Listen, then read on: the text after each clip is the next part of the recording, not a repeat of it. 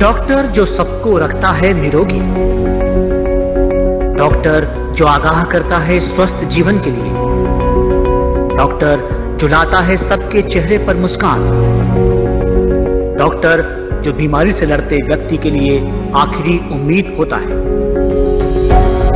मिलिए प्रदेश के जाने माने डॉक्टर्स से और जानिए अपनी बीमारी का सटीक इलाज। After God.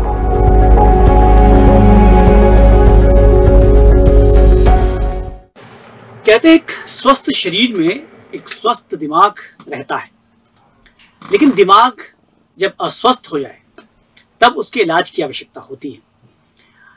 जब स्थिति बिगड़ जाती है तब उसके सर्जरी की आवश्यकता होती है, यानी कि उसके ऑपरेशन की आवश्यकता होती है।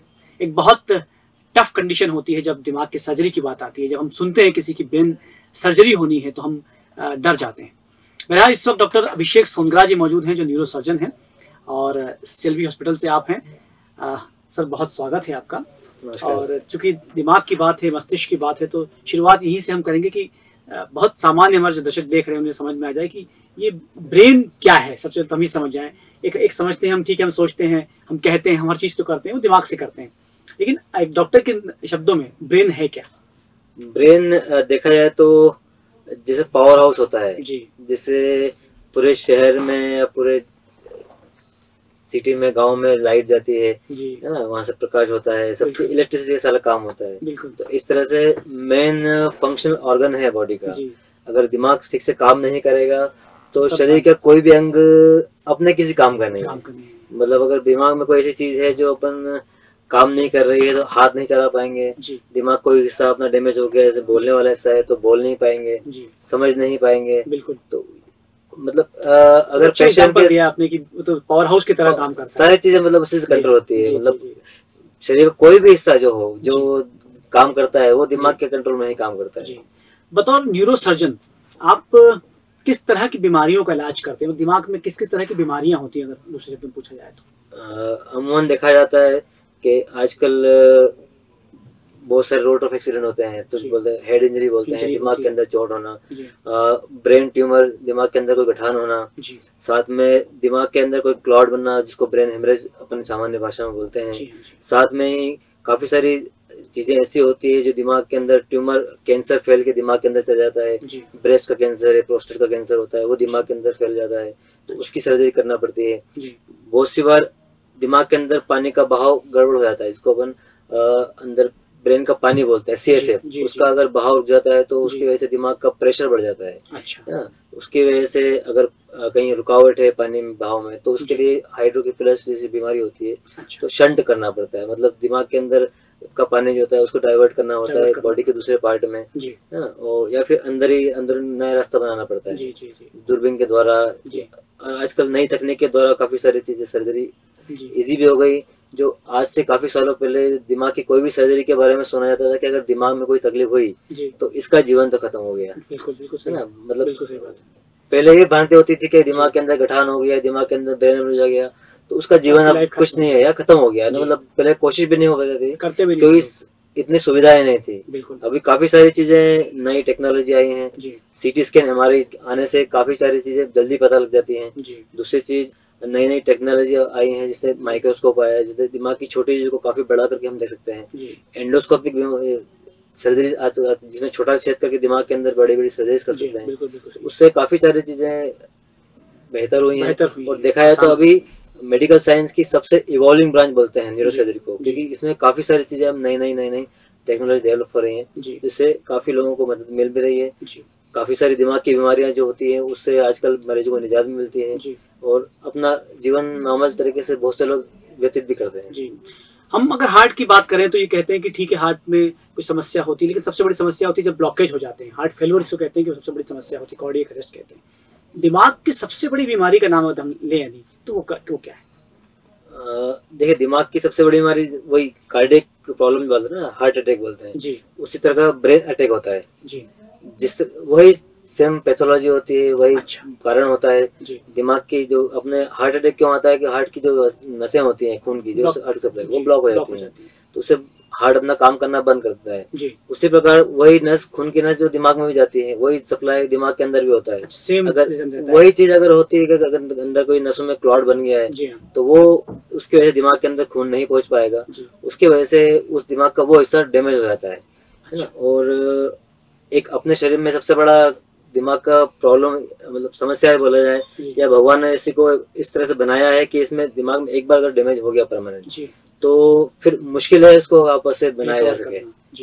कहीं ना कहीं चमड़ी बनती है, मसल बन जाती है, हड्डी जुड़ जाती है, लेकिन ब्रेन में अगर एक बार डैमेज परमानेंट हो गया तो फिर बहुत मुश्किल होता है उसको सही करना। तो इसलिए अगर ब्रेन का अटैक आता है, ब्रेन में अगर हेमरेज होता है तो काफी सारा डैमेज होता है। ब्रेन ट्यूमर जो है वो सुनकर बड़ा दहशत हो जाती है, डर जाता है आदमी। ये ब्रेन ट्यूमर क्या है, होता क्यों है? देखिए, ट्यूमर अपने शरीर में कोई भी गठान बोलते हैं ना, इसलिए मन में भ्रांति होती है ट्यूमर मतलब कैंसर, है ना। ट्यूमर मतलब क्या होता है, कोई भी अपने शरीर की जो कोशिकाएं हैं वो एबनॉर्मल उनकी ग्रोथ हो जाती है, बहुत सारे बन जाते हैं, तो वो अपने कुछ कोशिकाएं जो सामान्य एक तरह की होती हैं वो आपस में जुड़ के बहुत बड़ी एक गठान बना लेती है। तो अब दिमाग की गठान या ब्रेन ट्यूमर जो बोलते हैं, दिमाग के अंदर एक लिमिटेड जगह होती है। भगवान ने दिमाग को बहुत सुरक्षित तरीके से दिमाग को हड्डी के अंदर बंद करके इतनी मजबूत हड्डी बनाई सर की, बहुत कम जगह दी है कि दूसरी चीज उसमें आ सके। तो अगर इसके दिमाग के साथ में अगर गठान बनती है तो दिमाग के नॉर्मल हिस्सों को दबाएगी, जो दिमाग के नॉर्मल फंक्शन है वो गड़बड़ होंगे, उसकी वजह से सारी चीजें एक के बाद एक दिमाग का अगर कोई भी चीज दिमाग के अंदर आई है तो उसकी वजह से दिमाग का प्रेशर बढ़ेगा, तो मनुष्य को, पेशेंट को हेडेक होगा बहुत ज्यादा, उससे उल्टियां होगी। हाँ, अब जिस हिस्से में है उसके हिसाब से उसके सिम्टम डेवलप होते हैं। पेशेंट को पैरालिसिस हो सकता है, बोलने में तकलीफ हो सकती है, बहुत सी बार किसी कारण से ब्रेन के अंदर जो दिमाग की इलेक्ट्रिक एक्टिविटी बोलते हैं, जैसे अपना हार्ट के लिए अपन ईसीजी करते हैं, है ना, उसे ही दिमाग के लिए ईजी होता है, इलेक्ट्रोएन्केफेलोग्राम, है ना, दिमाग की इलेक्ट्रिक एक्टिविटी को पता करने की। तो वो दिमाग की इलेक्ट्रिविटी गड़बड़ होती है तो उसकी वजह से दिमाग के झटके, इसको अपन मामूली तौर पर इपिलेप्सी या मिर्गी के दौरे बोलते हैं, वो भी ब्रेन ट्यूमर के कारण से हो सकता है। तनाव और जो लाइफस्टाइल है, क्या वो भी कारण हो सकती है ब्रेन ट्यूमर का? देखिए, ये भ्रांति है लोगों में कि कोई ब्रेन अपनी लाइफस्टाइल अच्छी रहेगी तो ब्रेन ट्यूमर नहीं होगा, लेकिन ऐसा अभी तक देखने में नहीं आया कि कोई ब्रेन ट्यूमर एक लाइफस्टाइल से एसोसिएटेड है।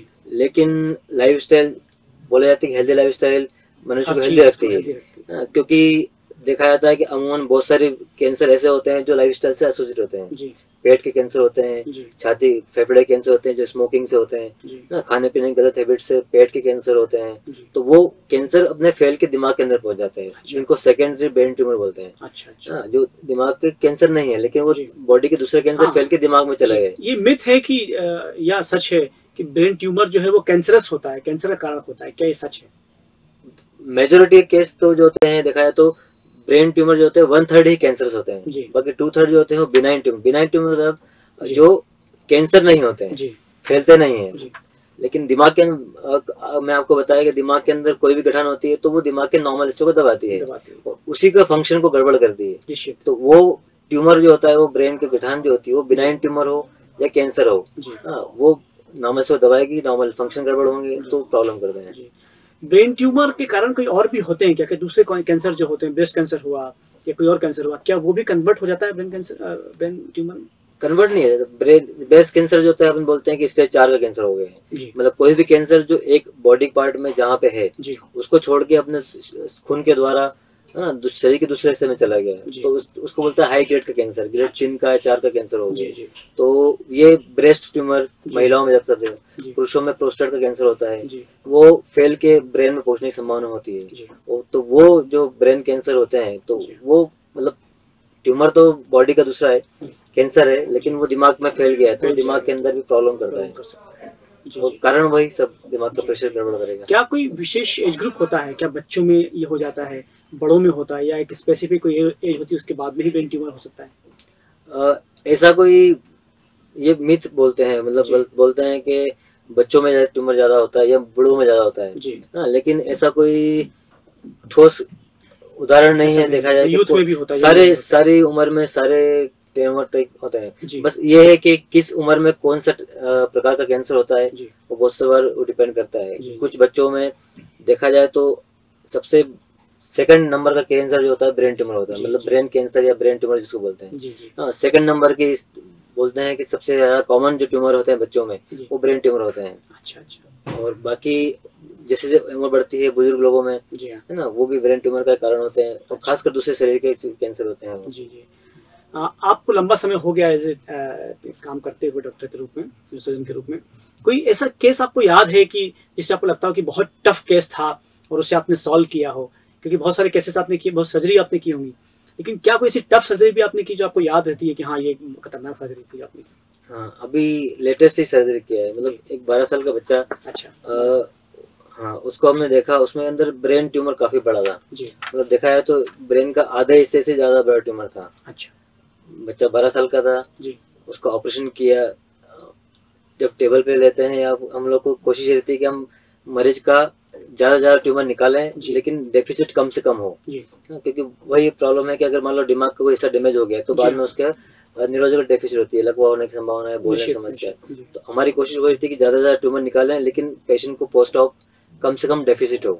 अच्छा। तो वो बच्चे का ऑपरेशन किया, ट्यूमर इतना बड़ा निकला, लेकिन भगवान की दया, हाँ, और ट्यूमर का प्रकार, वो ट्यूमर पूरा निकल गया। अच्छा। बच्चा बिल्कुल स्वस्थ, ऑपरेशन के बाद कोई तकलीफ नहीं। अच्छा। तो वो उसको देख के ऐसा लगता है कि मतलब और संभावना है, कोई है, और इसके बाद और बच्चा भी स्वस्थ है, चलता फिरता खाता पीता आता है। जी जी। अभी 2 महीने हो गए उसको, उसका रेडिएशन भी करना पड़ा क्योंकि वो ट्यूमर ग्रेड 2 का था। जी।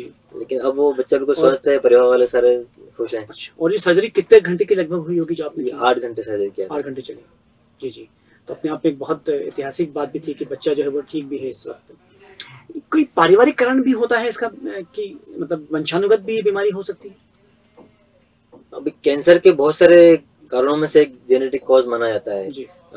कुछ ट्यूमर होते हैं ब्रेन के जो बॉडी के दूसरे पार्ट में हो सकते हैं, वो उसमें एक जेनेटिक प्रॉब्लम माना जाता है। अदरवाइज ऐसा कोई देखा नहीं जाता कि फैमिली में अगर है तो दूसरे फैमिली में होगा, ऐसा नहीं होता है।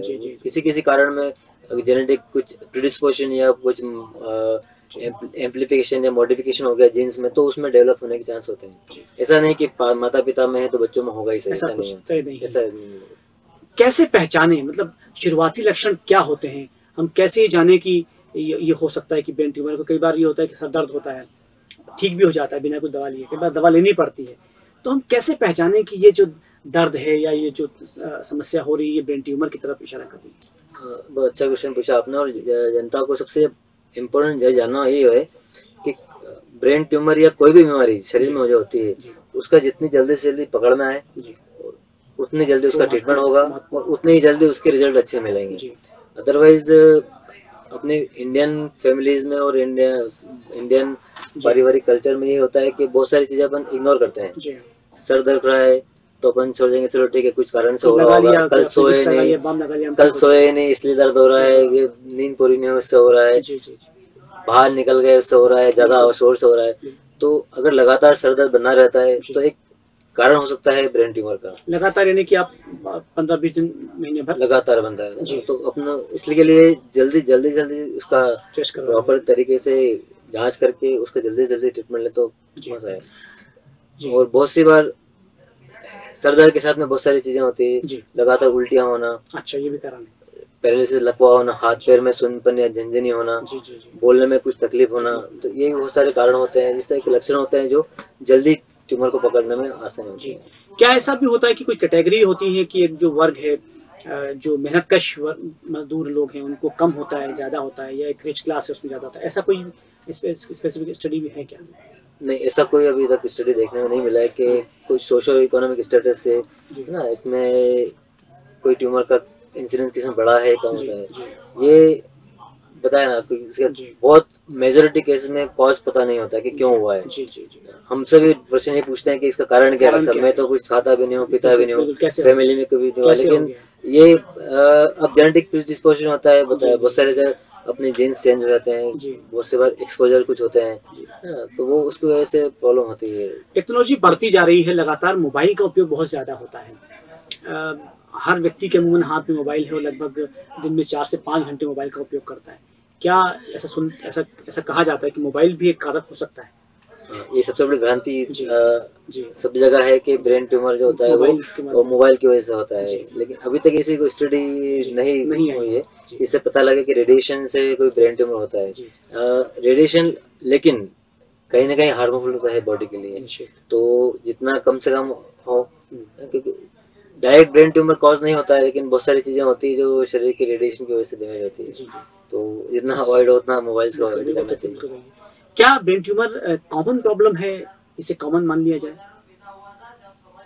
कॉमन तो नहीं बोलेंगे क्योंकि अगर देखा जाए तो केवल 5 से 10 लोगों में 1 लाख पॉपुलेशन में ब्रेन ट्यूमर देखने को मिलता है, लेकिन वही बीमारी ऐसी है कि पेशेंट को बहुत परमानेंटली डिसेबल कर सकती है, तो अर्ली ट्रीटमेंट, इसका प्रॉपर अवेयरनेस और जितनी जल्दी ट्रीटमेंट हो सके उतना करके इस चीज से लड़ा जा सकता है। एक व्यक्ति यदि उसे ब्रेन ट्यूमर ट्रेस हो जाता है तो क्या कैसे बदलाव किया सकता है? क्या लाइफस्टाइल मॉडिफिकेशन से बदलाव हो सकता है? क्या कोई और योग प्राणायाम या कोई और दवा, क्या सर्जरी के अलावा क्या कोई विकल्प हो सकता है? देखिए, ब्रेन ट्यूमर का सबसे बड़ा कारण आपको बताया कि ब्रेन ट्यूमर के कारण सबसे ज्यादा प्रॉब्लम ब्रेन के प्रेशर की वजह से होता है, ब्रेन के नॉर्मल हिस्से को दबाता है, तो इसका ऑपरेशन करके निकालना ही सबसे बेहतर इलाज होता है। अच्छा। जितना मैक्सिमम ट्यूमर को निकाला जाए ताकि दिमाग के नॉर्मल हिस्से जो बचे हुए हैं अपना ठीक से काम कर सके। बाकी कुछ ट्यूमर ऐसे भी होते हैं जिसका दवाइयों से इलाज भी होता है, कुछ ट्यूमर ऐसे होते हैं जो ऑपरेशन के बाद अगर पूरा नहीं निकाल पाते हैं तो उनका रेडिएशन भी होता है। कुछ दवाइयाँ भी आजकल नई डेवलप हुई हैं जो कैंसर को रोकने में मदद करती हैं, लेकिन मेन स्टेज जो ट्रीटमेंट का बोला जाता है कि प्रिंसिपल ट्रीटमेंट जो पहला होता है वो सर्जरी ज्यादा होता है। बाकी लाइफस्टाइल मॉडिफिकेशन, योगा बताया, उससे कोई संबंध नहीं होता है। बाकी बीमारियां नहीं हो उसके लिए वो जरूरी है लाइफस्टाइल मॉडिफिकेशन, लेकिन एक बार हो जाए ट्यूमर तो उसके बाद उसको असर नहीं होता, सर्जरी ही एकमात्र इलाज है। हमारे देश में बल्कि पूरी दुनिया में अलग अलग बीमारियों को लेकर शोध हो रहे हैं, रिसर्च हो रहे हैं। क्योंकि ब्रेन का मसला है तो मैं सोचता हूँ बहुत बड़ी तादाद में शोध होता होगा। कोई नई रिसर्च ऐसी सामने आई है जो आज से 20 साल पहले लोग नहीं मानते थे लेकिन अब वो सामने आई है, इस तरह की ऐसी कोई नई रिसर्च इसमें बताएं? टेक्नोलॉजी बनने की वजह से जैसे सिटी स्कैन एमआरआई वगैरह होते हैं उससे बहुत जल्दी ट्यूब पकड़ में आती है। अब हम लोग के आजकल एग्जीक्यूटिव चेकअप, मेडिकल चेकअप होते हैं, उसमें अमूमन हर सब लोगों में ईसीजी करना, इको करना, ब्लड के टेस्ट करना, ऐसे बाकी अपने को हार्ट की चीजें, किडनी की चीजें पता लगे। ऐसे ही भविष्य में ऐसा होना चाहिए कि कुछ दिमाग की जांचें भी हो ताकि दिमाग की चीजें बहुत सी बार इंसिडेंटल मिल जाती हैं, है ना। पेशेंट आया कुछ कारण से, चोट लगी सर में, उसको पता लगा जब सीटी स्कैन कराया हमारे गए तो उसके अंदर गठान निकल जाती है, तो उसका इलाज करना पड़ता है। तो एक रूटीन टेस्ट में भी रूप में इसको किया जा सकता है ताकि चीजें जल्दी पकड़ में आए, डैमेज होने के पहले पकड़ में आए, तो उसका सही तरीके से। जो ब्रेन ट्यूमर होते हैं ये कैटेगराइज होते हैं, अलग अलग प्रकार के होते हैं, और क्या सबके लक्षण एक जैसा ही होता है कि सर दर्द हो रहा है या कोई समस्या हो रही है, लकवा ऐसी कुछ चीज हो रही है तो शायद वही ब्रेन ट्यूमर ही होगा? सभी पता है लक्षण सारे जो ट्यूमर के होते हैं वो उसकी लोकेशन कहाँ पे है, उसका साइज कितना बड़ा है और उसका प्रकार कितना है, किस टाइप का है। अच्छा। अगर प्राइमरी ट्यूमर होता है ब्रेन ट्यूमर का मतलब जो दिमाग में ही बना है, ये सेकेंडरी ट्यूमर जो दिमाग के अलावा कोई शरीर के हिस्से पे ट्यूमर है, वहां से फैल के ट्यूमर दिमाग में पहुंचा है, तो उसके सिम्टम अलग रहेंगे। पेशेंट को प्राइमरी ट्यूमर के जो सिम्टम रहेंगे, जैसे ब्रेस्ट में गए तो ब्रेस्ट में गठान होगी, है ना, प्रोस्टेट में तो पेशाब में तकलीफ होगी या दर्द होगा, फेफड़े का कैंसर है तो बलगम में खून आएगा या खांसी होगी। तो वो सिम्टम के साथ अगर सर दर्द हो रहा है, पैरालिसिस हुआ है, तो सबसे ज्यादा कॉमन कारण हो सकता है कि ब्रेन ट्यूमर हो गया साथ में। दूसरी चीज, बाकी सिम्टम ऐसे होते हैं जैसे सर दर्द उठना, उल्टियां होना, लकवा होना, बोलने में तकलीफ होना, जीभन लड़खड़ाना, देखने में परेशानी होना, सुनने में परेशानी होना, या चलने में बैलेंस अपना बन नहीं पाना। तो जिस जगह पे ट्यूमर है उसके ऐसे सिम्टम उसके हिसाब से उसके लक्षण हो सकते हैं। हमारे देश में जैसे आप हार्ट की बात हम करें तो समस्याएं बढ़ती जा रही हैं। आज से 20 साल पहले हार्ट अटैक जो है वो कम मात्रा में होते थे, बढ़ गए हैं। डायबिटीज लगातार बढ़ती जा रही है। क्या ब्रेन ट्यूमर के मरीजों में भी इजाफा हो रहा है पिछले 10 सालों से हम कंपेयर करें? मतलब उतने ही मरीज बने हुए हैं या लगातार बढ़ते जा रहे हैं? ये एक कारण हो सकता है ज्यादा पता करने का, क्योंकि जैसे जैसे टेक्नोलॉजी डेवलप होती जा रही है तो वो पता लगता है, जल्दी पकड़ में आता है। अच्छी बात कही। पहले ये चीज होती थी कि मतलब पता ही नहीं अनडायग्नोस्ड चीजें होती थी, जी हाँ जी। है ना। घर में या परिवार में, हम लोग भी परिवार में होता है बच्चे करके 2 दिन पहले पता लगता था कि वो ठीक है और 2 दिन बाद कुछ हुआ, बेहोश हुआ और शांत हो गए। जी जी। तो उस टाइम पकड़ में नहीं आता है क्या रहना होता है। जी जी। अब नई टेक्नोलॉजी आने से अब सिटी स्कैन ऐसी इन्वेस्टिगेशन हो गया है जो second tier third tier city में काफी, मतलब कुछ गाँव में भी अवेलेबल हो गया, तो वहाँ पे चीजें जल्दी पकड़ में आती है।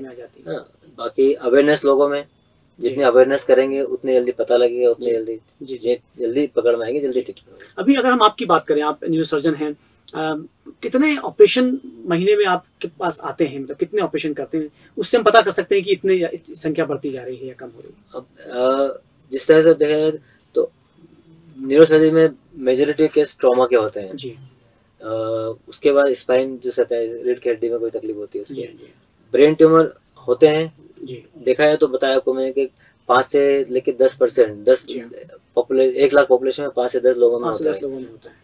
इंसिडेंस कम है जी, लेकिन ये चीजें धीरे धीरे जैसा डेवलपमेंट इंटरेस्टिंग बढ़ते जाएंगे ज्यादा पता लगेगा। हम लोग करते हैं महीने में 3-4 ट्यूमर ऑपरेट करते हैं, जिसमें हमारे सेंटर में हम लोग करते हैं।